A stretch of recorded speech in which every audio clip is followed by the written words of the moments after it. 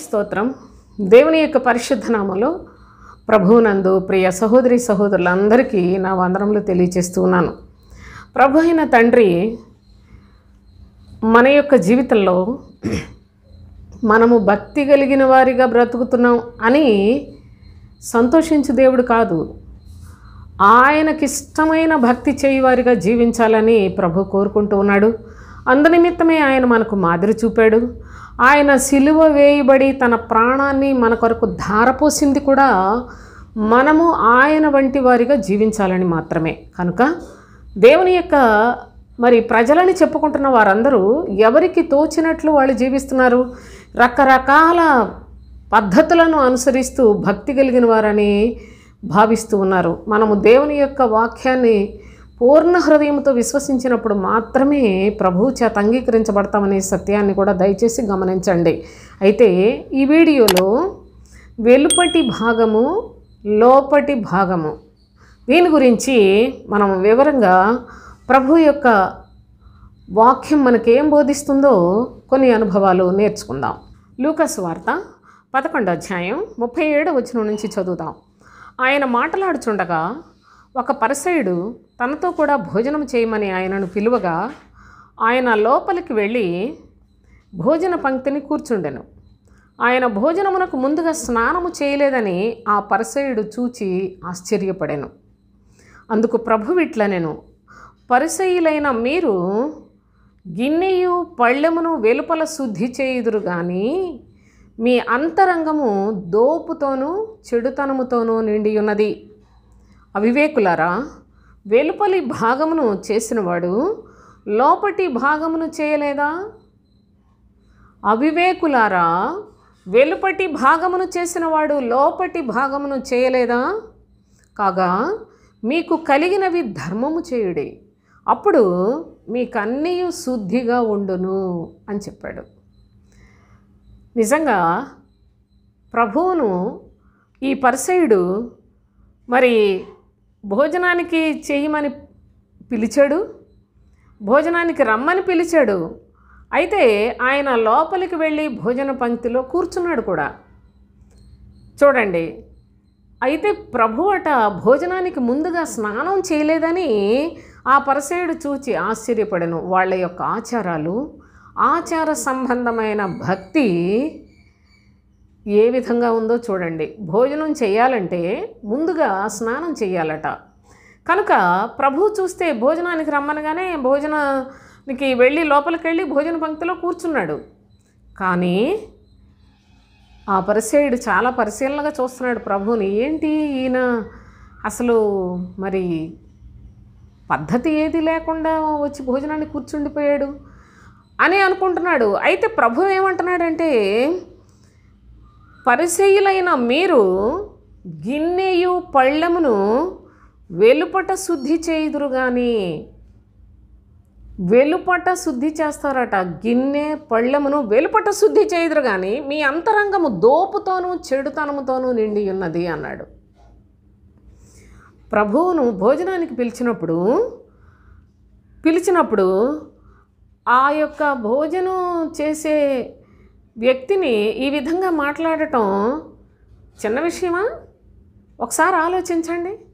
ప్రభువును భోజనానికి పిలుచుకోవటం బాబోయ్ ఎంత నేరములాగా ఉందో చూడండి. అసలు ఈ యొక్క భాగం సాధారణమైన ప్రజలకి అర్థం కాదండి, అర్థం అవ్వదు సోదరులారా. ఎందుకంటే నేటి క్రైస్తవులు కూడా అందరూ మనుష్యుల పద్ధతులకు బానిసలైపోయి ఉన్నారు. మనుషుల యొక్క నియమములు, ఆచారములు వాటికే లోబడి బ్రతుకుతూ ఇదే భక్తి అనుకుంటున్నారు. కానీ ప్రభు మాటను గ్రహించలేరు, దేవుని యొక్క వాక్యాన్ని అంగీకరించలేకపోతూ ఉన్నారు. చూడండి ఇంకా ఏం చెప్పాడు. అందుకు ప్రభు ఇట్లనెను, పరిసయ్యులైన మీరు గిన్నెయు పళ్ళెమును వెలుపట శుద్ధి చేయుదురు కానీ మీ అంతరంగము దోపుతోనూ చెడుతనముతోనూ నిండి ఉన్నది. అంతే ఆపలేదు, అక్కడితో ఆపలేదు. ఇంకా చెప్తున్నాడు, అవివేకులారా, వెలుపటి భాగమును చేసిన వాడు లోపటి భాగమును చేయలేదా అన్నాడు. వెలుపటి భాగము, లోపటి భాగము. వెలుపల శుద్ధి చేసుకుంటున్నారు, కానీ లోపల చాలా భయంకరమైన పాతకులుగానే ఉన్నారు వీళ్ళు. ఈ పరిసయ్యుల యొక్క స్థితిగతులు గనక మనం చూసినట్లయితే, వాళ్ళు వేషధారులని, వాళ్ళంతా కూడా అవివేకులని, వాళ్ళ బ్రతుకు హెచ్చించుకునే మనస్తత్వాలే కానీ దేవునికి ఇష్టమైన ప్రవర్తన కలిగిన వారు కారని చాలాసార్లు ప్రభు వారిని గద్దిస్తూనే వచ్చాడు. ఇక్కడ కూడా చెప్తున్నాడు, నన్ను భోజనానికి పిలిచావు, భోజనానికి ముందుగా స్నానం చేయలేదని అనుకుంటున్నావే, ఇది ఆచారం. భోజనానికి ముందు స్నానం చేసినంత మాత్రాన పరిశుద్ధులైపోరు. లేకపోయినట్లయితే అది పెద్ద భక్తి కాదు. అయితే భక్తి గురించి మాట్లాడుతూ ప్రభు అంటున్నాడు, మీరు వెలుపల పళ్ళెమును మీ గిన్నెయు శుద్ధి చేసుకుంటారు, కానీ అంతరంగము అనగా లోపల దోపుతోనూ చెడుతనముతోనూ నిండి ఉన్నది అంటున్నాడు. దోపు అనగా ఏంటి? దోపు అనగా ఏంటి? బాగా జాగ్రత్తగా ఆలోచించండి. పరిసయ్యుల హృదయములలో అనగా వారి లోపల చూసినట్లయితే బాగా ధనవంతులైపోవాలి,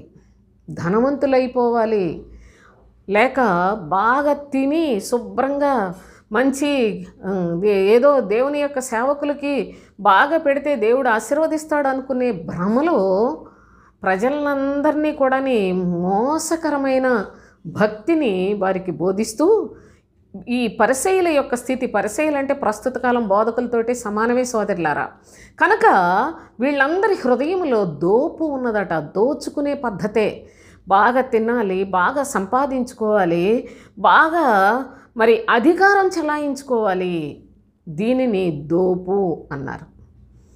తర్వాత చెడుతనముతోనూ నిండి ఉన్నది. ఇక లోకంలో ఎంత చెడుతనం అంటే చెడ్డవాడు సాతాను, వాడి యొక్క కార్యకలాపాల్లో మీ హృదయం నిండిపోయి ఉన్నది. బయటికి మాత్రం భక్తుల్లాగా బాగా శుద్ధి చేసుకున్నట్లుగా కనిపిస్తున్నారు అని వెంటనే ప్రభు అంటున్నాడు, అవివేకులారా, వెలుపటి భాగమును చేసినవాడు లోపటి భాగమును చేయలేదా అన్నాడు. కనుక వెలుపటి భాగము అనగా శరీరము, జాగ్రత్తగా చూడండి. లోపటి భాగము అనగా హృదయము, మనస్సు, ఆత్మ, జాగ్రత్తగా చూడండి. వీటిని శుభ్రంగా చెడుతనంతో నింపేశారు, కానీ బయటికి మాత్రం చాలా భక్తుల్లాగా కనిపిస్తూ ఉన్నారు. లోపలి భాగాన్ని ఏమో పాడు చేసుకొని చాలా వేషధారణతోటి నింపుకొని, దేవునికి అసహ్యం పుట్టించే క్రియలతో నింపుకొని బయటికి మంచి భక్తుల్లాగా కనిపిస్తున్నారే.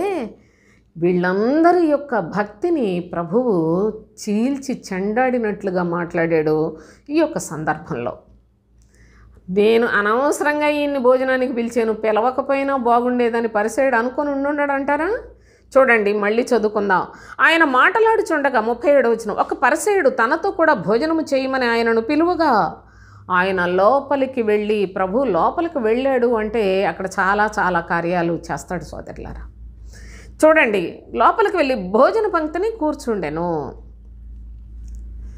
భోజన పంక్తిలో కూర్చున్నాడు. గమనించండి, ఇక్కడ వెలుపటి భాగము, లోపటి భాగము. వెలుపటి భాగము శుద్ధిగా కనిపించినంత మాత్రాన అదేదో భక్తులు అనుకోకండి, మోసపోకండి. వీళ్ళ యొక్క స్వభావం చూసినట్లయితే బహు నీచమైన స్వభావం. వాళ్లకు చాలా అవివేకులై ఉన్నారు అని చెప్తున్నాడు. అంతేకాదు, వాళ్ళ హృదయములంతా కూడా ధనాపేక్షతో నిండిపోయి ఉంది. తొందరగా ధనవంతులైపోవాలని పాస్టర్లకు చాలా పిచ్చండి, చాలా డబ్బు పిచ్చి సోదరులారా. దాంతో వాళ్ళు ప్రజలందరినీ కూడా అబద్ధానికి, మోసానికి అలవాటు చేసి దాన్నే భక్తి కింద ప్రజలకు నేర్పించేస్తున్నారు. కనుక ప్రజలకేం అర్థం కావట్లేదు. ఈ మనిషి ఎప్పుడు చూసినా బోధకులు ఏదో ఒకటి అంటదని మీలాంటి వాళ్ళు అనుకున్నా, పరలోకమందున నా తండ్రి చాలా సంతోషిస్తాడు తెలుసా. ఎందుకంటే ఆయన పేరును, ఆయన ఉద్దేశాన్ని, ఆయన సంకల్పాన్ని, ఆయన యొక్క పరలోకములో నుండి దిగి వచ్చిన శిలువను కూడా వ్యర్థం చేస్తుంది ఈ యొక్క దుర్మార్గులైన ఈ యొక్క దొంగ బోధకులే సోదరులారా. అందుకే ఇంకా చదువుకుందాం చూడండి. మరి వీటిని శుద్ధి చేసుకోవాలి అంటే ఎలాగ సాధ్యం? వెలుపట లోపట కూడా శుద్ధిగా ఉండాలంటే మరి ఏం చెయ్యాలి? ఇక్కడే చెప్పాడు ప్రభు. చూడండి, అవివేకులారా, వెలుపటి భాగమును చేసిన వాడు లోపటి భాగమును చేయలేదా? కాగా మీకు కలిగినవి ధర్మము చేయుడి. మీకు కలిగినవి ధర్మము చేసినట్లయితే అప్పుడు అన్నీ మీకు శుద్ధిగా ఉంటాయి అన్నాడు. అనగా అప్పుడు మీ శరీరము మీ ఆత్మ కూడా శుద్ధిగా ఉంటుందని చెప్పాడు. కలిగినవి ధర్మము చేయుట అనగా అది సులభమైన పనే? అది ఏదో ఒకటి కలిగినవి ధర్మం చేసేద్దాం అనుకోవటం, మరి ఎంతమంది దాన్ని చేయగలరు? ఎంతమంది ఈ వాక్యాన్ని నమ్మగలరు? నమ్మలేకపోవుట చేతనే అందరూ కూడా వారి వారి యొక్క జీవితాల్లో అవివేకులైన వారిని వెంబడిస్తూ ఉన్నారు, వేషధారులను వెంబడిస్తూ ఉన్నారు. కానీ అదే నిజమని మోసపోతూ ఉన్నారు సోదరులారా. ప్రభు యొక్క వాక్యం మనకి ఏం చెప్తుంది? వాక్యాన్ని అనుసరించి జీవించండి అని చెప్పాడు. కానీ ప్రభువు మీ బోధకులు ప్రభువు దగ్గర నుండి పంపబడిన వారైతే వారి యందు లక్ష్యం ఉంచండి. లేకపోయినట్లయితే వాళ్ళే బోధకులుగా వచ్చినట్లయితే వాళ్ళ నుంచి దూరంగా పారిపోండి అని కూడా చెప్పాడు. ఎందుకంటే కడవరి దినాల్లో అనేకులు ఎవరికి వాళ్ళే బోధకులను చెప్పుకొని వస్తున్నారు. ప్రభువు చేత పంపబడిన వారికి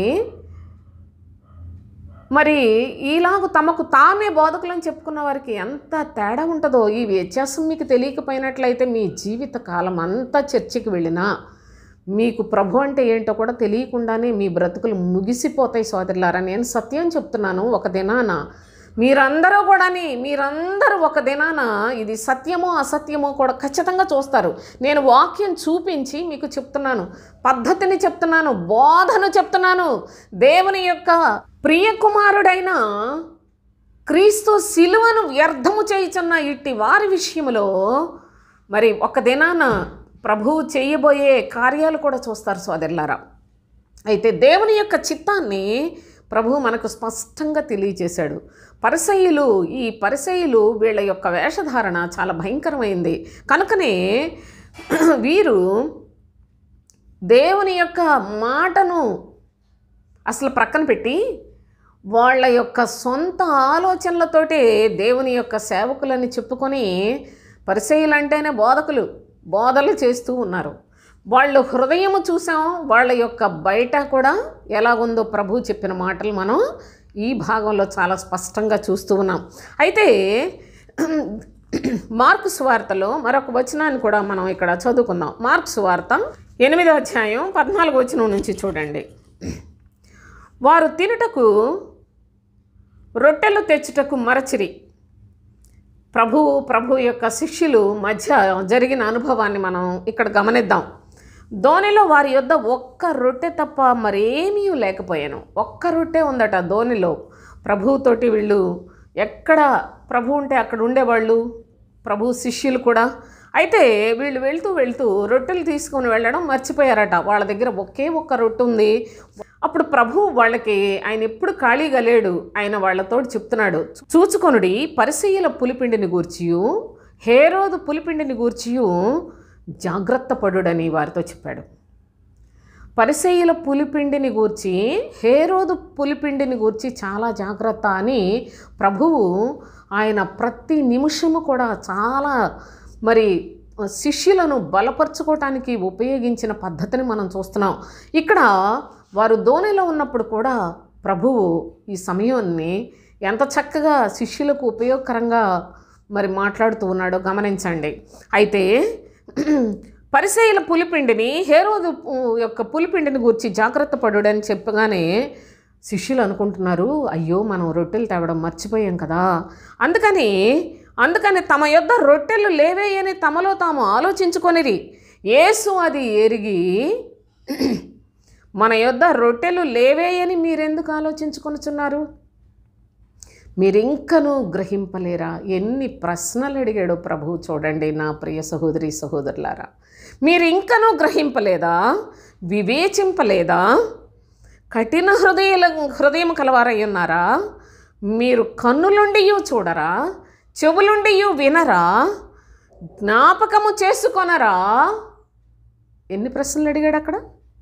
6 ప్రశ్నలు అడిగాడండి. 6 ప్రశ్నలు అడిగాడు. నా ప్రియ సహోదరి సహోదరులారా, చాలా జాగ్రత్తగా చూడండి. మీరు ఇంకనూ గ్రహింపలేదా?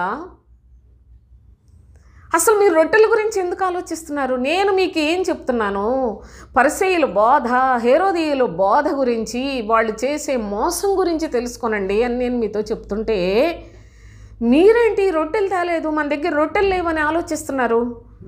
మీరు ఇంకా తెలుసుకోలేదా? ఇంకా గ్రహింపలేదా? వివేచింపలేదా?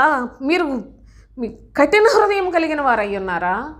అంటే వివేచన లేనివారు, గ్రహింపు లేనివారు, కఠిన హృదయులైన వారు, కన్నులుండి చూడలేనివారు, చెవులుండి వినలేనివారు, ఆయన చేసినవి జ్ఞాపకము చేసుకోనలేని వారు, వీళ్ళందరూ ఒకసారి ఆలోచించండి. ఇన్ని ప్రశ్నలు అడిగాడో ప్రభువు. వాళ్ళు అనుకున్న ఒక చిన్న మాట, కానీ దాని వెనకతల వాళ్ళ హృదయంలో ఎలాంటి లోపములు కలిగి ఉన్నారో ప్రభువు వాళ్ళని ప్రశ్నిస్తూ ఉన్నాడండి. నేటి దినము మనలను కూడా ప్రశ్న వేస్తూ ఉన్నాడు. అలవాటు పడిపోయారా బోధలకు, చర్చీలకి? మీ హృదయములలో దేవుని యొక్క కార్యములు ఎన్ని చూసుంటారు, ఎన్ని అద్భుతాలు చూశారో, మీకు ఎన్ని ఉపకారాలు చేశాడో ప్రభు, వాటన్నిటినీ ఆలోచించుకొని నేను ప్రభు కొరకు ఏం చేయాలి, అసలు ఈ బోధకులు బోధించే బోధ కరెక్టేనా, వీళ్ళు నన్ను పరలోకానికి చేర్చే బోధనే చెప్తున్నారా అని కనీసం ఆలోచన ఈనాడు ఎంతమంది క్రైస్తవులకు ఉంది? ఎంతసేపు చర్చికి వెళ్తున్నామా లేదా, కానుకలు ఇస్తున్నామా లేదా, దేవుని యొక్క ఆదివారం చర్చి మానకూడదు. మరి ఇక కొంతమంది, మనం గత వీడియోస్లో విశ్రాంతి దినం గురించి చెప్పాను, అది చాలా శ్రేష్టమైన భాగం. మీరు చాలామంది చూడలేదు సోదరులారా, దయచేసి మీకు వీలు చేసుకొని చూస్తారని కూడా నేను ఆశిస్తూ ఉన్నాను. చాలా శ్రేష్టమైన, అతి శ్రేష్టమైన సంగతులతో 2వ భాగాన్ని నేను మీకు చెప్పాను. మీరు దయచేసి చూడండి, విశ్రాంతి దినము 2వ భాగాన్ని చూడండి. అయితే ఇక్కడ ఏమని చెప్తున్నాడంటే ప్రభు, మీకు ఇంకా అసలు ఏం అర్థం కావట్లేదా? రొట్టెలు లేకపోతే నేను రొట్టెల గురించి మాట్లాడేవాడినా అని ప్రభు తన యొక్క శిష్యుల్ని ప్రశ్నించాడు సోదరులారా. అయితే నేను ఆ 5,000 మందికి 5 రొట్టెలు పంచిపెట్టి వాటిని విరిచి పంచిపెట్టినప్పుడు మీరు చూడలేదా? చూడండి. అంతేకాదు, మరి 19వ వచనం, నేను ఆ 5,000 మందికి 5 రొట్టెలను విరిచి పంచిపెట్టినప్పుడు మీరు ముక్కలు ఎన్ని గంపల నిండా ఎత్తితిరని వారిని అడిగాను. వారు 12 అని ఆయనతో చెప్పిరి.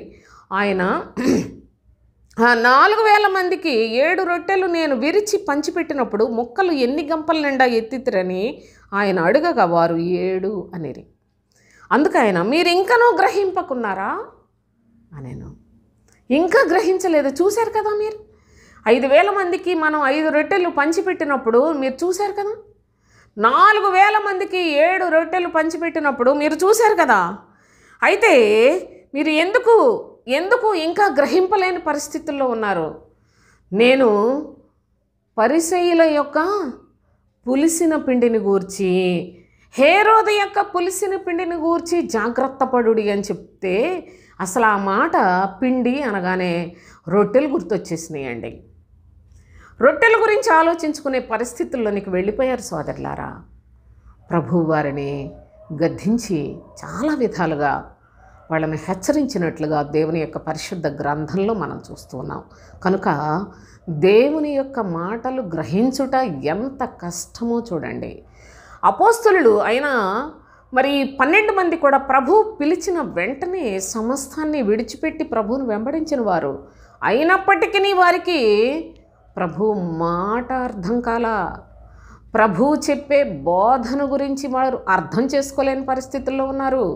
ప్రభు చెప్పే జాగ్రత్తలు వాళ్ళు గ్రహింపులేని వారై ఉన్నారు. జాగ్రత్త పడుడి.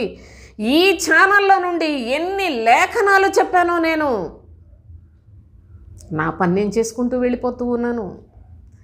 మీరు దేవుని యొక్క కృపను పొంది ఆ విధంగా దేవుని యొక్క సత్యాన్ని పరిశీలన చేసి ఆయన ఏం చెప్పాడో మీరు వాటినన్నిటినీ విపులంగా గ్రహించి నేర్చుకోగలిగినట్లయితే చాలా ధన్యులని కూడా ఈ సందర్భంగా నేను మీకు తెలియచేస్తూ ఉన్నాను. మీరు పరిశుద్ధ గ్రంథంలో చూడండి, ఏ అక్షరంలోనైనా కానీ నేను ఎక్కడైనా ఏదైనా తేడాగా చెప్పినట్లుగా మీకు తోచినట్లయితే నాకు తెలియచేయండి. అయితే దేవుని యొక్క కృపను బట్టి చూడండి, వెలుపల భాగము లోపటి భాగము గురించి మనుషులు గ్రహించుట కూడా చిన్న విషయం కాదండి. మనలో 2 భాగాలు ప్రత్యేకించి ఉన్నాయి, వెలుపట లోపట. బాహ్యంగా శరీరాన్ని చూస్తూ ఉన్నాం. శరీరానికి మరి దాని యొక్క పరిస్థితులన్నిటినీ, సదుపాయాలన్నిటినీ చేసుకుంటూ వెళ్ళిపోతున్నాం. మరి లోపట అనగా హృదయ స్థితిని చూసేవాడు ప్రభువు. వెలుపల ఆచారాలు, పద్ధతులు, మనుషుల మధ్యలో గొప్ప లేకపోతే ఘనతగా ఉండే అలంకరణలు ఇవేమి ప్రభు కోరుకోడు, చూడడు కూడా సోదరులారా.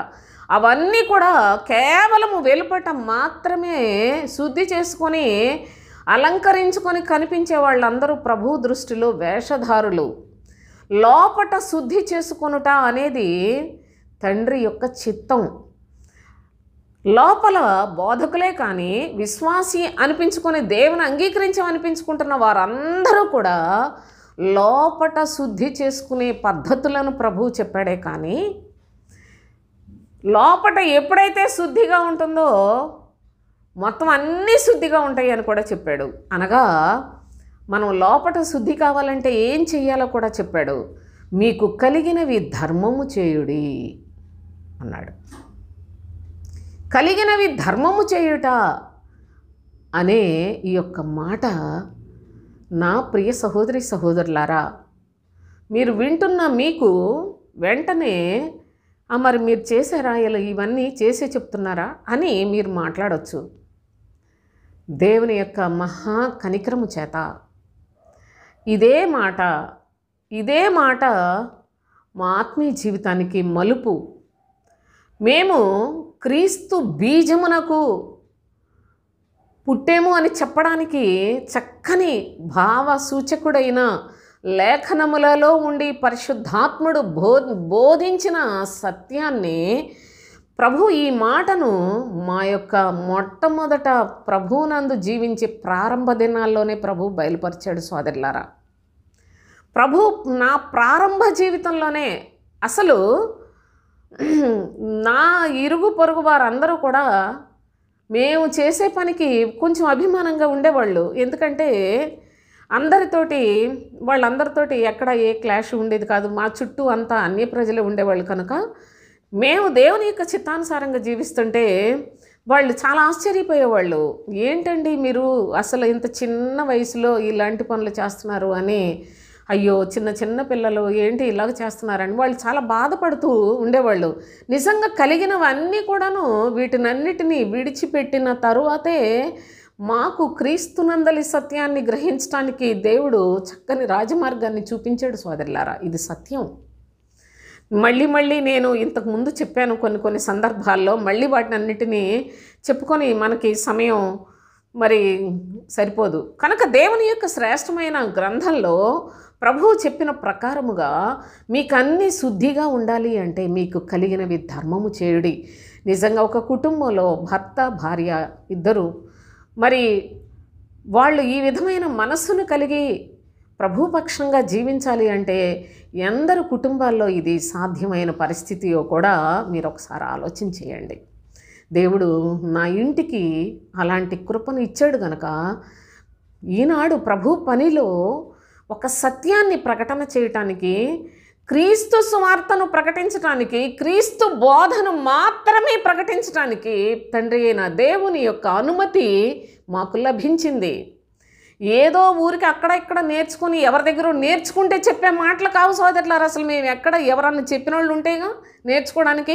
ప్రభు పాద సన్నిధిలో మాత్రమే నేర్చుకున్నాం. వాక్యాన్ని నమ్మి వాక్య ప్రకారంగా జీవించడం వల్లనే తండ్రి ఈ కృపను మాకు అనుగ్రహించాడని కూడా.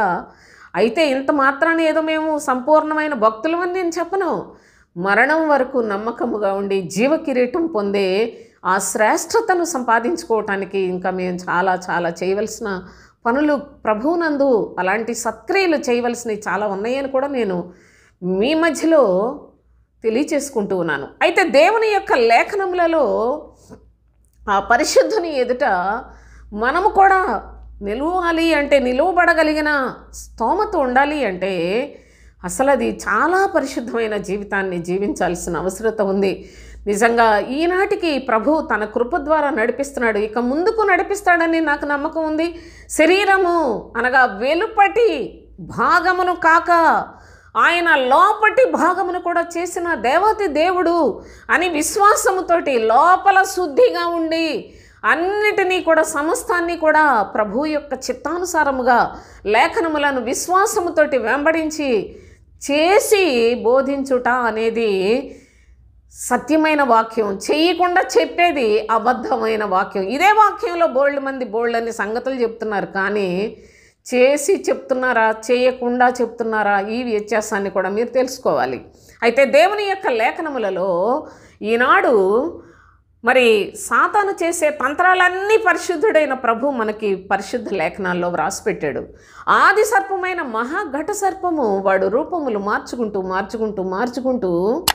ఇప్పటికీ దేవుని యొక్క ఆలయములలో బోధకుని స్థానములో కూర్చుని వాడు బోధించే స్థాయికి జనాలను మోసం చేస్తున్నాడంటే దయచేసి ఆలోచించండి.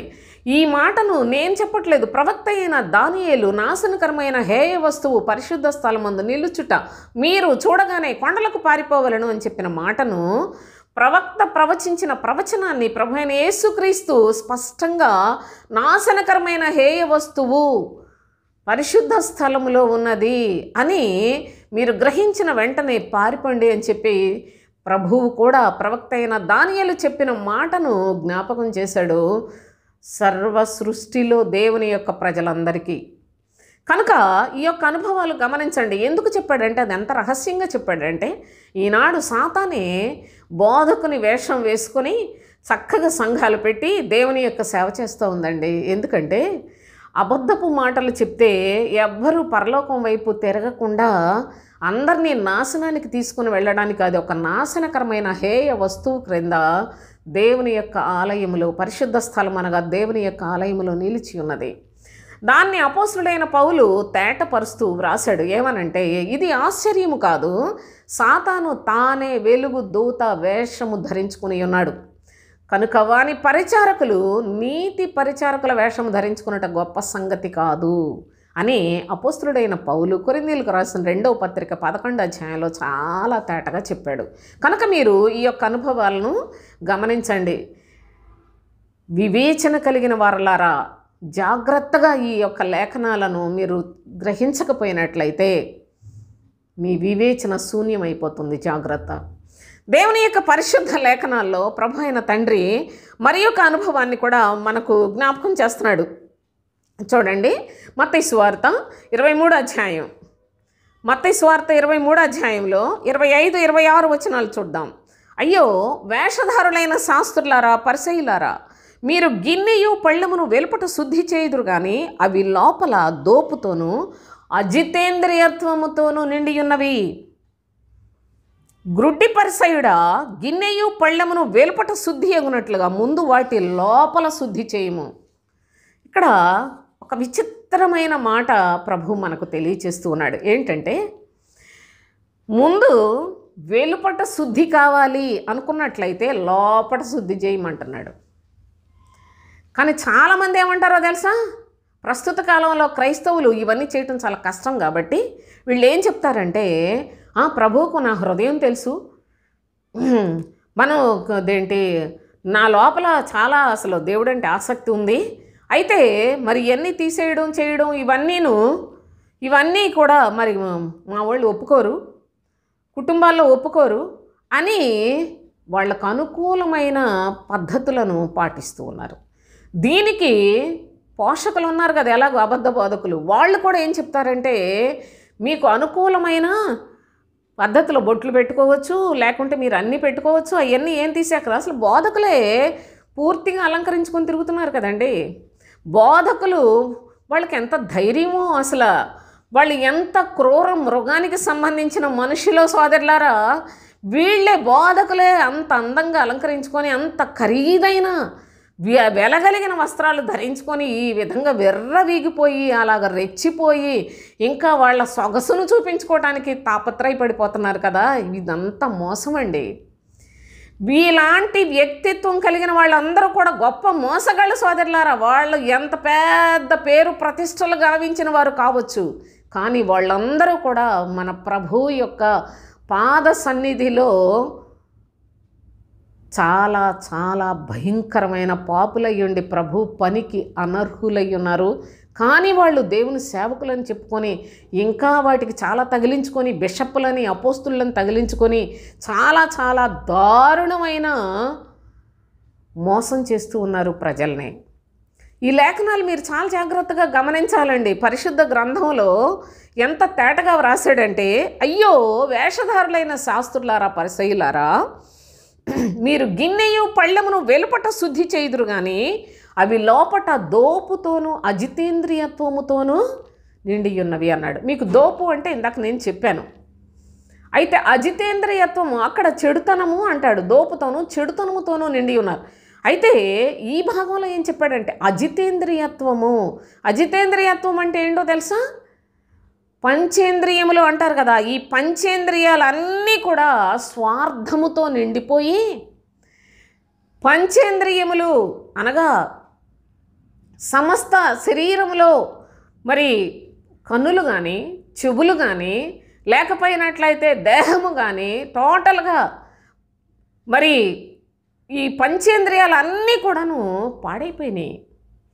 మొత్తం అంతా అవన్నీ కూడా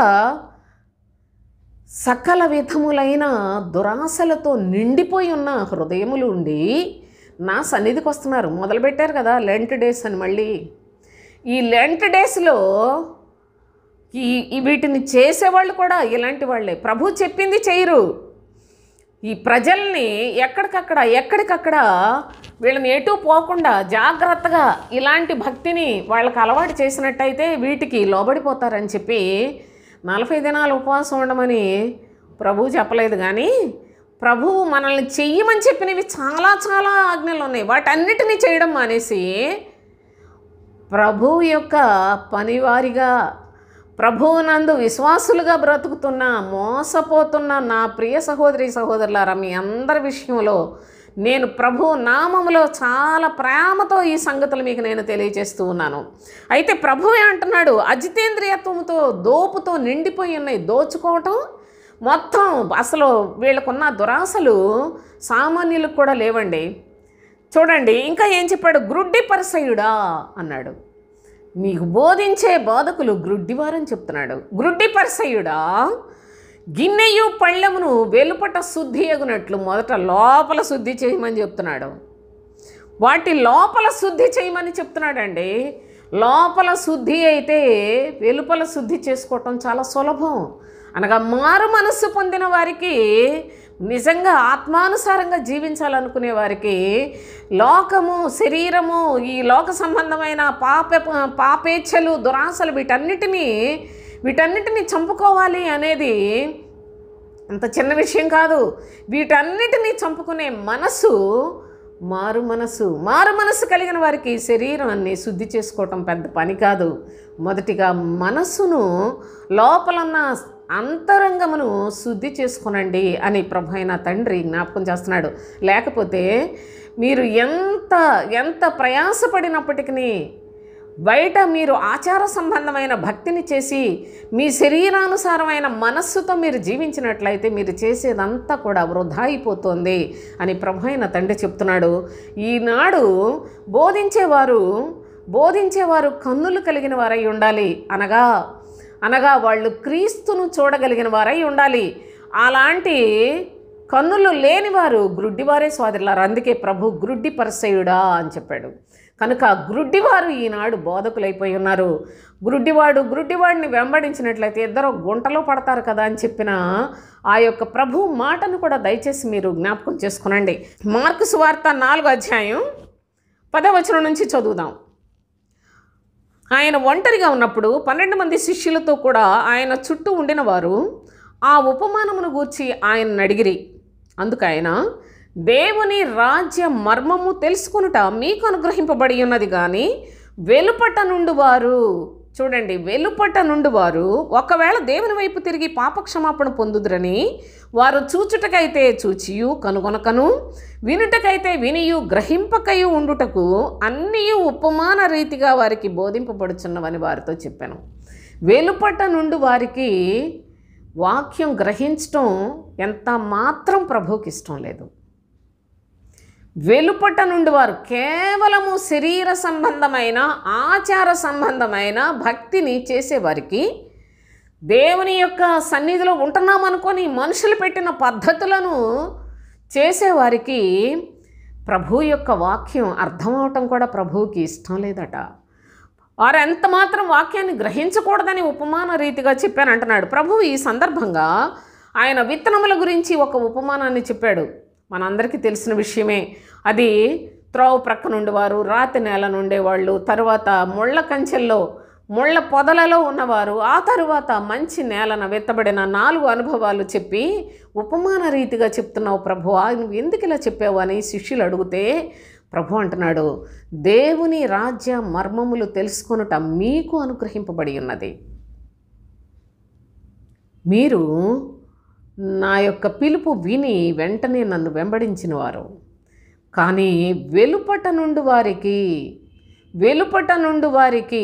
ఈ వాక్యం అర్థం కాకూడదు, వాళ్ళది గ్రహించకూడదు. అందుకని నేను ఉపమాన రీతిగా చెప్తున్నాను అన్నాడు. వెలుపట నుండి వారు అంటే దేవుని యొక్క మాటలు తెలుసుకోలేరట. కానీ వాళ్ళందరూ ఎక్కడున్నారు? దేవుని దగ్గరే ఉన్నట్టున్నారు. పరిసయ్యులు ఏం చేస్తున్నారు? దేవుని సేవే కదా చేస్తున్నారు. శాస్త్రులు పరిసయ్యులు చేసేది దేవుని పనే. దేవుని యొక్క నామంలోనే చాలామందికి దేవుని ఆజ్ఞలన్నిటినీ కూడా మరి ఎంతో భక్తుల్లాగా బోధిస్తూ ఉన్నారు. కానీ ప్రభువుకి వారి హృదయాలు తెలుసు కనుక ప్రభువు వారిని ఖండించి మాట్లాడుతూ ఉన్నాడు. అయితే ఈ వెలుపట నుండి వారు అనగా కేవలము బోధించుటకు అలవాటు పడిపోయిన వారు, హృదయ శుద్ధి లేని వారు, వీళ్ళందరూ దేవుని వాక్యాన్ని గ్రహించటం అసలు ఎంత మాత్రము గ్రహించకూడదు. అది దేవునికి ఇష్టం లేదు.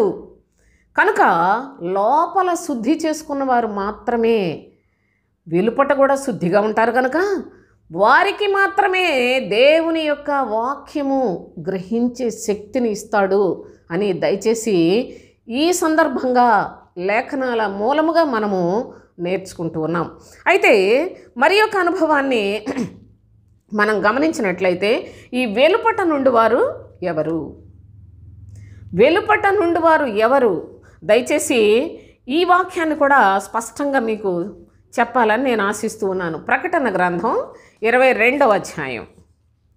ప్రకటన గ్రంథం 22వ అధ్యాయంలో 15వ వచనం చూద్దాం. కుక్కలను, మాంత్రికులను, వ్యభిచారులను, నరహంతకులను, విగ్రహారాధకులను, అబద్ధమును ప్రేమించి జరిగించు వారందరూ ప్రతి వాడు కూడా వెలుపట నుందురు అన్నాడు ప్రభు.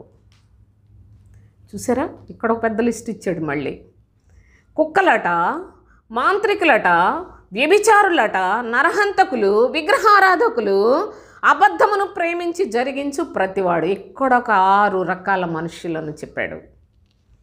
కుక్కలకి పరలోకానికి సంబంధమే ఉందండి. లోకంలో కుక్కలను చూసి కుక్కలు మరి పరలోకానికి ఎందుకు వెళతాయి, ఈ జంతువులు కదా అని మీరు భ్రమపడొద్దు సోదరులారా. మీరు గమనించినట్లయితే ఇక్కడ ఈ సందర్భంగా కుక్కలు అంటే ఎవరు తెలుసుకొనండి. కుక్కలు అనగా నేను ఇదివరకు ఈ వీడియోస్లో ఈ సంగతులు చాలా వివరంగా కూడా చెప్పాను. ఈ సందర్భంలో నేను కొంచెం పైపైన చెప్పుకుంటూ వెళ్ళిపోతాను. కుక్కలు అంటే దయచేసి చూడండి, ఫిలిప్పీకి రాసిన పత్రికలో 3వ అధ్యాయం 2వ వచనం, కుక్కల విషయమై జాగ్రత్త అన్నాడు ప్రభు. ఎవరి కుక్కలు? ఎవరి కుక్కలు? కుక్కల విషయంలో జాగ్రత్తగా ఉండమని చెప్పిన ఆ దేవుడే కుక్కలు ఎవరో కూడా చెప్తున్నాడు. చూడండి, యెషయా గ్రంథం 56వ అధ్యాయంలో 10వ వచనం నుంచి, వారి కాపరులు గ్రుడ్డివారు, వారందరూ తెలివిలేని వారు, వారందరూ మూగ కుక్కలు, మొరగలేవు. మూగ కుక్కలు అని దేవుని యొక్క భాషలో చెప్తున్నాడే. మరి పాస్టర్లు ఖాళీగా ఉంటారా? వీళ్ళ కాపరులు అంటున్నాడు. పాస్టర్లే కదా, వీళ్ళు ఎవరైనా సరే మాటలు రాకుండా ఉంటారా? వాళ్ళకు వచ్చిన మాటలన్నీ కూడా శరీర సంబంధమైన మాటలే. వెలుపటి సంగతులే చెప్తారు. దేవుడు ఆశీర్వదిస్తాడు, స్వస్థపరుస్తాడు, దీవిస్తాడు, మీరు అంతవాళ్ళు మిమ్మల్ని ఎంత దీవించాడు, అమ్మ అంత దీవించాడు, ఇలాంటి పనికి మాలిన మాటలన్నీ చెప్తారు. కనుకనే ఇవి దేవుడు అంగీకరించక వీళ్ళు చెప్పే మాటలు మూగ కుక్కలు అన్నాడు. అనగా అసలు వీటికి దేవుని యొక్క మాట చెప్పటమే తెలియదు అని చెప్పడానికి మూగ కుక్కలు. చూడండి, మొరగలేరు, కలవరించుచు పండుకొని వారు నిద్రాసక్తులు. వీళ్ళు మాట్లాడే వాక్యం కలవరించటమే కానీ పరలోకానికి సిద్ధపరిచే వాక్యం కాదు. కలవరించుచు పండుకొనివారు అన్నాడు. పండుకొనివారని ఎందుకని చెప్పాడో తెలిసిన? నిద్రపోతులు అన్నాడు, నిద్రాసక్తులు అని చెప్పాడు. నిద్రాసక్తులని దేవుణ్ణి నమ్ముకోండి అని చెప్తారు కానీ, అనగా వాళ్ళు శరీర క్షేమం గురించి చెప్పేది యేసునందలి సత్యములో ఉంది. క్రీస్తునందలి సత్యము ఆత్మ సంబంధమైన క్షేమం గురించి చెప్తుంది. యేసును అంగీకరించిన ప్రతి వారు కూడా క్రీస్తునందు విశ్వాసం ఉంచాలి. కనుక అది తండ్రి చిత్తము కనుక ఆ తండ్రి చిత్తము ఎరుగక ఈనాడు కాపరులైన వారందరూ కూడా మూగ కుక్కలైపోయారు, మొరుగలేని వారైపోయారు, నిద్రాసక్తులైపోయారు, కలవరించుచు పండుకొని వారు అయిపోయారు. అనగా వీళ్ళెంతసేపు దేవుడు నిన్ను దీవించాడు, దీవించాడు, దీవించాడు, ఆశీర్వదించాడు, ఇదే మాటలు. వీటికి ప్రార్థన, వాటికి ప్రార్థన. ఏంటి నిజంగా చాలా విచిత్రంగా ఉంది. ఏంటి దేవుడు, నాకు పెన్షన్ రాలేదు బాబు, ప్రార్థన చేయండి. నాకు లేకపోతే ఇదిగో నా పిల్లలు ఎలాగుంటున్నారు, వాళ్ళకు ఉద్యోగాలు కావాలి, వాళ్ళకి పెళ్లి సంబంధాలు కావాలి, ప్రార్థన ప్రార్థన ప్రార్థన. అసలు ఏం ప్రార్థన చేస్తున్నారో ఏంటో, అసలు దేని కొరకు అడగమన్నాడో, ఎవరి కొరకు ఏం చేయమన్నాడో, నేను ప్రార్థన చేసే విషయాన్ని గురించి ఒక వీడియో చేస్తాను సోదరులారా.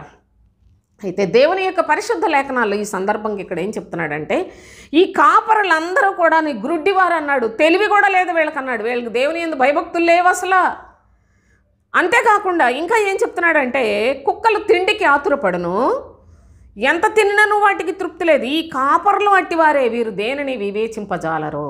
వీళ్ళు శారీరకంగా బాహ్య సౌందర్యాన్ని కనపరుచుకుంటూ బాహ్య సంబంధమైన అలంకరణలతోటి బ్రతుకువారే కానీ బాహ్య సంబంధమైన అనగా వెలుపటి సౌందర్యాన్ని చూపించి ప్రజలని ఆకర్షించుకొని పెద్ద టీవీగా నడుచుకుంటూ టీవీగా కనపడటానికి నిజంగా వాళ్ళ వస్త్రాలు చూస్తుంటే పరిశుద్ధాత్మ దేవుని బహుగా హింసించువారు వాళ్ళే. మరలా క్రీస్తును సిలువ వేయువారు ఈ అబద్ధ బోధకులే సోదరులారా. అంత ఘోరమైన పరిస్థితులు దేవుని యొక్క పరిశుద్ధ గ్రంథములో ఈ అబద్ధ బోధకులను గురించి చెప్తుంటే, క్రీస్తు సువార్తను చెరిపివేస్తున్న వాళ్ళు వీళ్ళేనని చెప్తుంటే, వాళ్ళే మీకు పరిచారకులో, లేకుంటే అయ్యగారులో, లేకుంటే దైవజనులో, ఆత్మీయ తండ్రులో, మొత్తానికి చక్కటి పేర్లు పెట్టుకొని మీ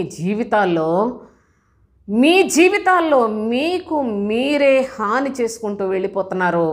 జాగ్రత్త అని ప్రభు అయిన తండ్రి జ్ఞాపకం చేస్తున్నాడు. ఈ కుక్కలు, ఆ తర్వాత ఏమన్నాడు, కుక్కలు మాంత్రికులు అని చెప్పాడు.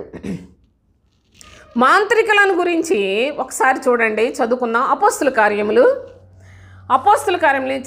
చాలా విషయాలు చెప్పాలంటే మీరు విని అంత సమయాన్ని కేటాయించగలరో లేదోనని కూడా నాకు భయం వేస్తుంది.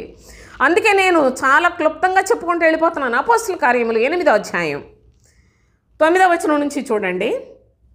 సీమోను అను ఒక మనుష్యుడు లోగడ పట్టణంలో గారడి చేయుచు తానెవడో ఒక గొప్పవాడనని చెప్పుకొనుచు సమరయ జనులను విభ్రాంతి పరచుచుండెను. ఈ భాగాన్ని 9వ వచనం నుంచి మీరు 23 వరకు చదువుకోండి. ఇక్కడ నేను కొన్ని క్లుప్తంగా చెప్తాను. సీమోన్ అనే ఒక మనుషుడు, పేరు చూస్తే సీమోన్ అనే ఒక మనుషుడు ఉన్నాడు, గారడీలు చేస్తాడు. అక్కడున్న ఆ యొక్క సమరయ ప్రజలందరినీ కూడా విభ్రాంతి కలిగించేలాగా చేస్తున్నారు. ఇంకా ప్రజలు ఏమనుకుంటున్నారో తెలుసా, కొద్దివాడు మొదలుకొని గొప్పవాని మట్టుకు అందరూ దేవుని మహాశక్తి అనబడిన వాడు ఇతడే అని చెప్పుకొని అతన్ని లక్ష్య పెట్టారట. గారడీలు చేసిన వాడికి కూడా సమాజంలో చాలా విలువ ఉందండి. గారడి చేసేవాడికి విలువ ఉంది, సత్యం చెప్పేవాడికి చోట్లేదు సోదరులారా. సత్యమును ఎవడు నమ్మెను? గారడి వేషాలకి పోకిరి వేషాలకి, పనికి మాలిన వాటికి అన్నిటికీ కూడా లోకంలో చాలా చాలా చాలామంది ఆకర్షితులవుతారు. కానీ సత్యాన్ని అందరూ విసర్జిస్తారు.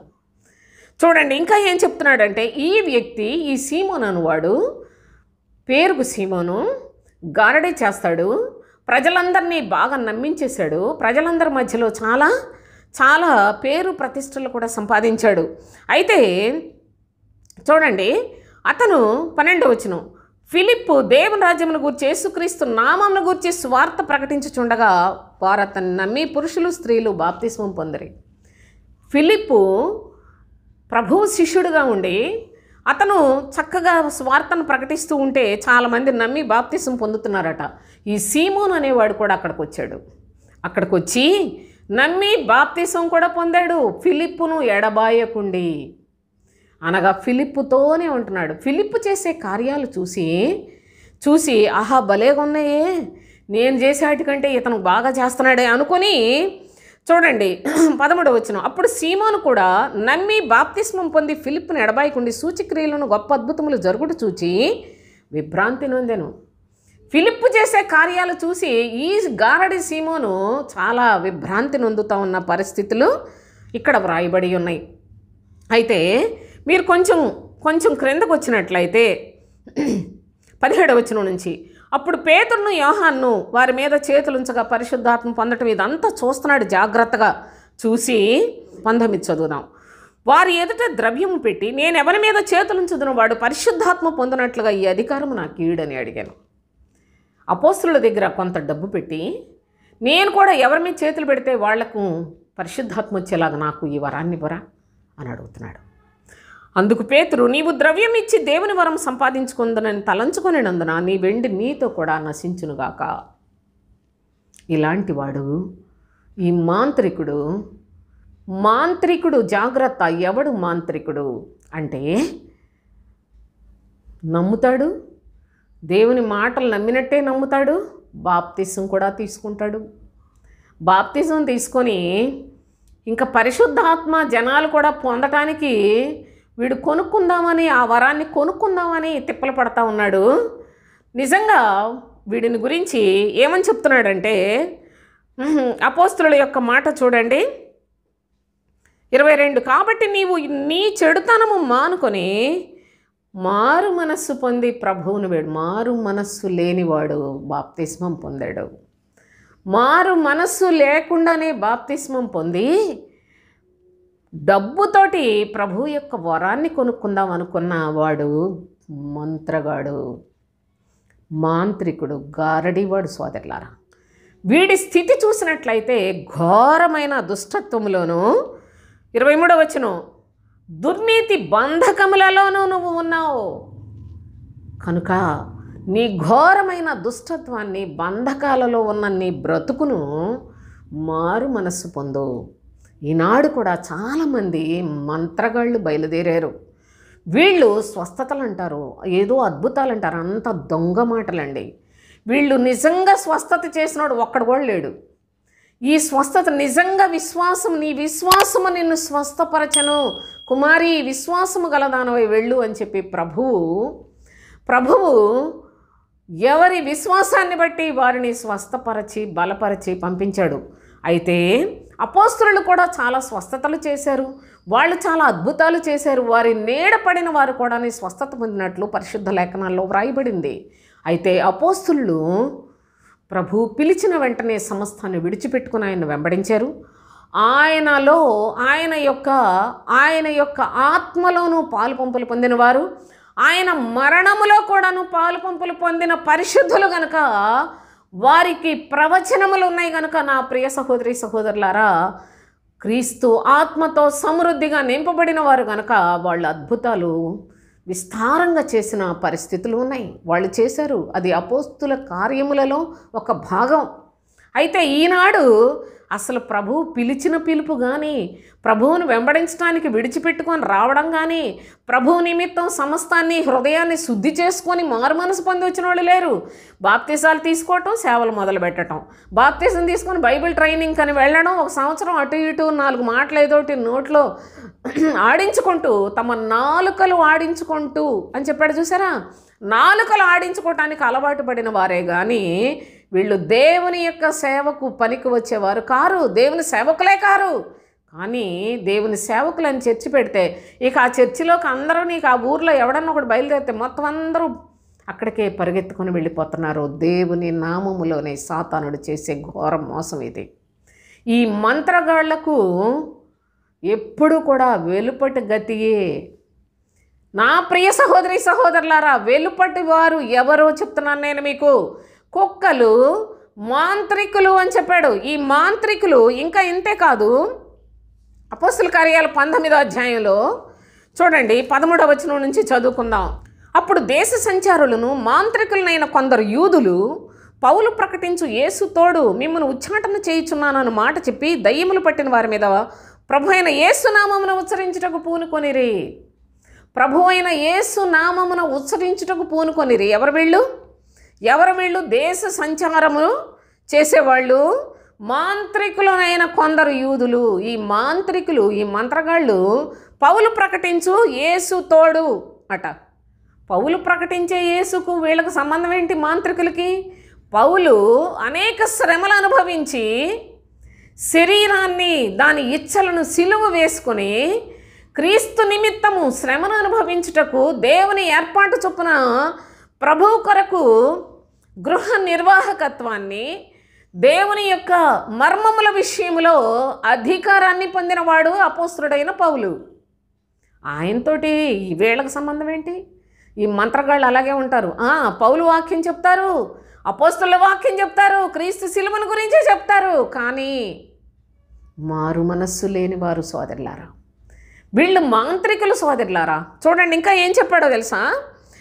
పౌలు ప్రకటించు యేసు తోడు మిమ్మల్ని ఉచ్చాటన అనగా మంత్రించుట, జాగ్రత్తగా చూడండి, చేయుచున్నానన్న మాట చెప్పి దయ్యములు పట్టిన వారి మీద ప్రభు అయిన యేసు నామమును ఉచ్చరించుటకు పూనుకొనిరి.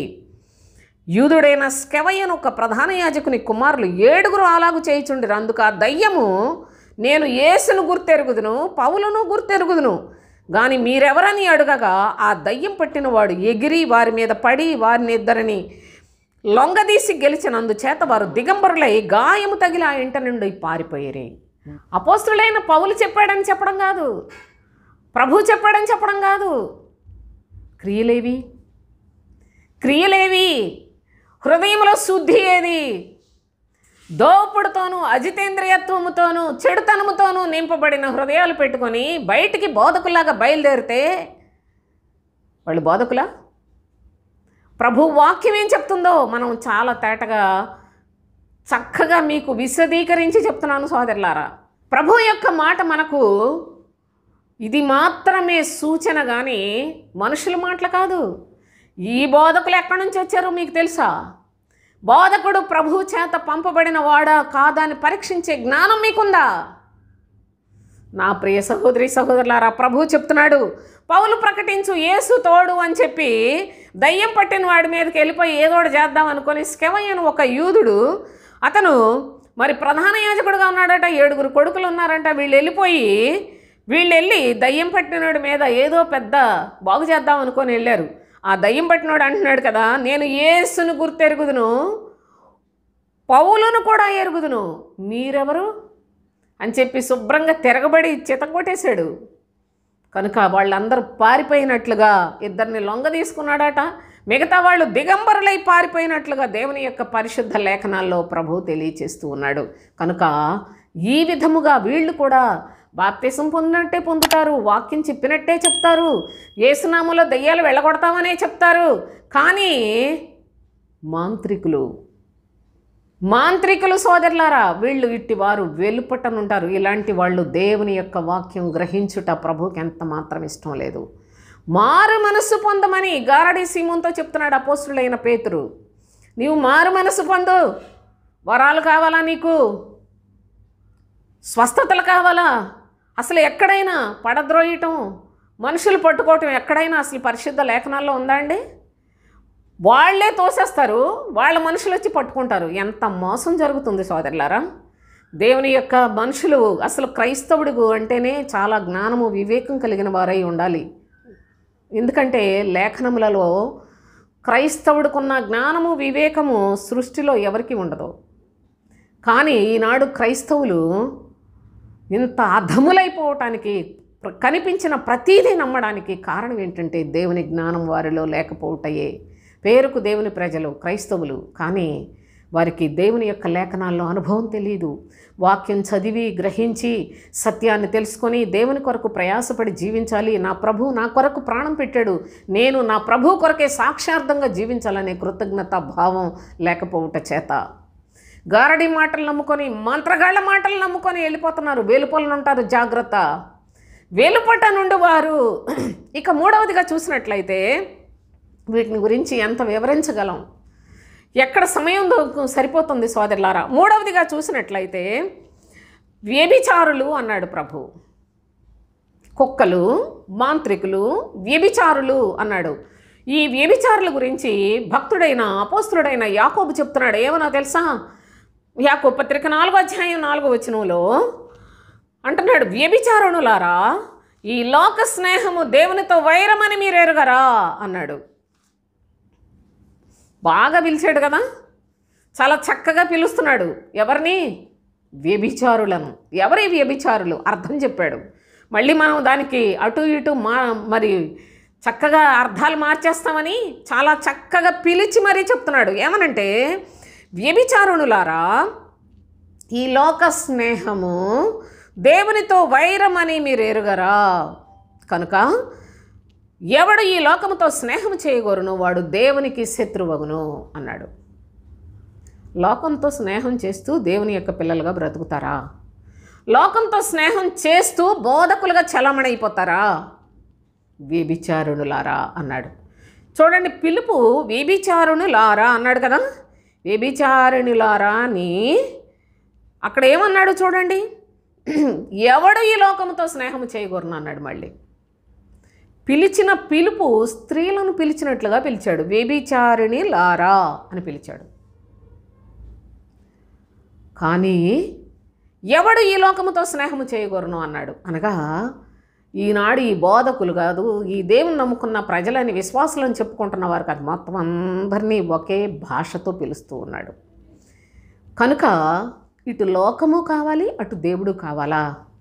లోకములో నుండి నేను మిమ్మల్ని వేరు చేసుకుంటుని అని ప్రభు చెప్తే, లోకములో ఉన్న వాటినైనను ప్రేమించకుడి అని ప్రభు తన అపోస్తుల ద్వారా స్పష్టంగా తెలియచేస్తే, లోకముతో కలిసిపోయేలాంటి బోధలు చేస్తున్నారేంటి ఈ పిచ్చి పాస్టర్లు, ఈ దొంగ బోధకులు, ఈ కుక్కల్లాంటి బోధకులు? ఎందుకు ఇలాంటి బోధలు చేస్తున్నారు? ప్రజలు ఎక్కడికక్కడ లోకముతో కలిసిపోయే బోధలు చేస్తున్నారు. అందుకే వీళ్ళని వ్యభిచారుణులారా అన్నాడు. ఈ లోక స్నేహము దేవునితో వైరం పెట్టుకొని దేవుని సేవకులు అని చలమణవుతున్నారు. వీళ్ళు దేవునితో వైరం పెట్టుకొని దేవుని సేవకులని చెప్పుకొని దేవుని ప్రజలను మోసం చేస్తున్నారు. ఎంత ఘోరమైన పాపం అండి! ఎంత ఘోరమైన దుస్థితిలో ఈనాడు దేవుని ప్రజలు నశించిపోతూ ఉన్నారు. మీ పాస్టర్లు లోకంతో స్నేహం చేస్తారు, కానీ వాక్యాలు బోధించి మిమ్మల్ని అందరినీ భక్తుల్లాగా వాళ్ళని హెచ్చించుకుంటూ, నేను ముందే చెప్పాను కదా, వారి హృదయాల్లో దోపుడు ఉన్నదని చెప్పాను కదా. వాళ్ళు తిండికి కుక్కల్లాంటి వాళ్ళు, సంపాదన విషయంలో భయంకరమైన డబ్బు పిచ్చోళ్ళు. అంతేకాదు, ప్రతి చిన్నదానికి కూర్చుంటే లేస్తే ప్రార్థనలు చేసి చందాలు, కానుకలు దొంగ బుద్ధితోటి దొంగలండి, దొంగ బోధకులని చెప్పాడు సోదరులారా. ద్వారమును ప్రవేశించక వేరొక మార్గమున వచ్చేవాడు దొంగ, దోచుకునేవాడు అని చెప్పాడు యేసయ్య యోహాను సువార్త 10వ అధ్యాయంలో. ద్వారమును ప్రవేశించడం అనగా క్రీస్తును పోలి జీవించకుండా వేరొక మార్గంలో వచ్చిన వాళ్ళు వీళ్ళంతా వేరొక మార్గంలో క్రీస్తుని ఎరగకుండానే సేవకులైపోయిన దొంగలో ఈ దొంగలంతా దోపిడిగాండ్రు. అంతేకాదు అజితేంద్రియత్వం, వాళ్ళ కళ్ళు కన్నులు, వాళ్ళ దేహము, దేహ వాంఛలు, వాళ్ళ యొక్క చెవులు, వాళ్ళ యొక్క పాపిష్టి కోరికలు అన్నీ కూడాను పంచేంద్రియాలు అన్నీ నిండిపోయిన దుర్మార్గులు. కనుకనే వాళ్ళన్నీ దురాశలే బోధిస్తూ ఉంటారు. దేవుని యొక్క వాక్యం అని తీసుకొని చెప్తారు, అందులోని మిమ్మల్ని మార్గము తప్పిస్తారు. క్రీస్తు మీ కొరకు ప్రాణం పెట్టాడు, నీవు కూడా శరీరాన్ని ప్రేమించొద్దని చెప్పాడు. శరీరం నిష్ప్రయోజనం అని చెప్పాడు. శరీరము దాని ఆశలను సిలువేయమని చెప్తే వీళ్ళు శరీరాశల కోసం ప్రార్థన చేస్తారు. కనుక వ్యభిచారిణులు, ఈ లోకముతో స్నేహము చేయవారు, దేవునితో వైరం పెట్టుకొని వాళ్ళు మీ దగ్గరకు వచ్చి దైవజనుల్లాగా, దేవుని సేవకుల్లాగా దేవుడు మమ్మల్ని పంపించాడని మీతోటి మోసపు మాటలు చెప్తూ మిమ్మల్ని మోసం చేస్తూ దేవునికి శత్రువులైపోయిన వారు, ఆ బోధలు వింటున్న వారందరూ కూడా దేవునికి శత్రువులే సోదరులారా. దయచేసి ఆలోచన చేయండి. కనుక వ్యభిచారుణులను గురించి ప్రభువు అంటున్నాడు, వీళ్ళు వెలుపలనుంటారు. వెలుపల నుండి వారెవరనగా కుక్కలు, మాంత్రికులు, వ్యభిచారులు, నరహంతకులు, విగ్రహారాధకులు, అబద్ధమును జరిగించి ప్రేమించు వారందరూ వెలుపటనుందరు అన్నాడు. మరి ఎక్కువ సమయం అవుతుంది కదా, మిగతా విషయాలు ప్రతిదీ కూడాను స్పష్టంగా మీకు నేను నెక్స్ట్ వీడియోలో చెప్తాను సోదరులారా. దయచేసి దేవుని యొక్క లేఖనాలు, ఈ వాక్యాలు చాలా చాలా అత్యవసరమైన వాక్యం ఈ దినాల్లో, ఈ కడవరి దినాల్లో. సాతానుడు విజృంభించి వాడే దేవుని పరిచారకుడు వేషం వేసుకున్న ఈ కడవరి దినాలు, ప్రజలందరూ యొక్క ఆత్మలను చంపుచున్న ఈ దినములలో ఇవి చాలా చాలా అత్యవసరమైన సంగతులు కనుక మీరు కొందరికైనా షేర్ చేయండి. కొందరికైనా కానీ ఈ లేఖనముల యొక్క సంగతులను గూర్చి మాట్లాడండి సోదరులారా. మీరు వారికి మేలు చేయవారిగా, క్రీస్తు సంబంధులుగా బ్రతకటానికి మీ మనస్సులను సిద్ధపరచుకోనండి. వీడియోని పూర్తిగా చూసి దేవుని యొక్క చిత్తాన్ని గ్రహించి ప్రభువు వెలుపటనున్నవారు, వెలుపటి భాగము, లోపటి భాగము గురించి మనం చదువుకుంటూ ఉన్నాం. దీన్ని సంపూర్ణంగా మీకు నెక్స్ట్ వీడియోలో నేను మరి వివరించి చెప్తాను. దయచేసి ఈ లేఖనముల యందు లక్ష్యం ఉంచండి. పరిశుద్ధ గ్రంథంతో మీరు జాగ్రత్తగా సరిచూచుకుంటూ ఏ వాక్యాన్ని ఎక్కడెక్కడ మరి ఏదో నోటికొచ్చిన మాటలు నేను చెప్పట్లా, చాలా ప్రయాసతో ప్రభు పాద సన్నిధిలో నేర్చుకున్న సంగతులు, ప్రభు సన్నిధిలో ఎంత ఏకాంతంగా నేను నేర్చుకున్న సంగతులను కూడా మీకు మీ ఆత్మల క్షేమార్థమై తెలియచేయించిన సంగతులు. ఇవి ఏదో ఒకటి అక్కడ చూసి ఇక్కడ చూసి చెప్పే జ్ఞానం కలిగిన దాన్ని కాదు, లేకపోతే నేర్పు కలిగిన దాన్ని కాదు, లేకుంటే లోకంలో చదవరని కాదు, ఏమీ కాదండి. కేవలము ప్రభు యొక్క పాద సన్నిధిలో ఆయన స్వరంతో నేర్చుకున్న సంగతులు నేను మీకు తెలియచేస్తున్నాను సోదరులారా. ఇది సత్యమని ప్రభు దినమందైనా ఖచ్చితంగా ప్రభు మీకు తెలియచేస్తాడు. కనుక నా ప్రభు యొక్క సత్యాన్ని మీరు కూడా అందరూ కూడా గ్రహించి తెలుసుకొని ఆత్మీయ జీవితంలో శక్తివంతులై వెలుపట శుద్ధితో కాక లోపటను శుద్ధి చేసుకునే చక్కని పద్ధతులను సాధన చేసి పరలోకం కొరకు మనం సంపూర్ణంగా సిద్ధపడటానికి ఈ సత్యవాక్యాన్ని విశ్వాసంతో వెంబడిద్దాం. దేవునికి స్తోత్రం. ముగించేస్తాను. నెక్స్ట్ వీడియోలో మరికొన్ని విషయాలు చెప్తాను.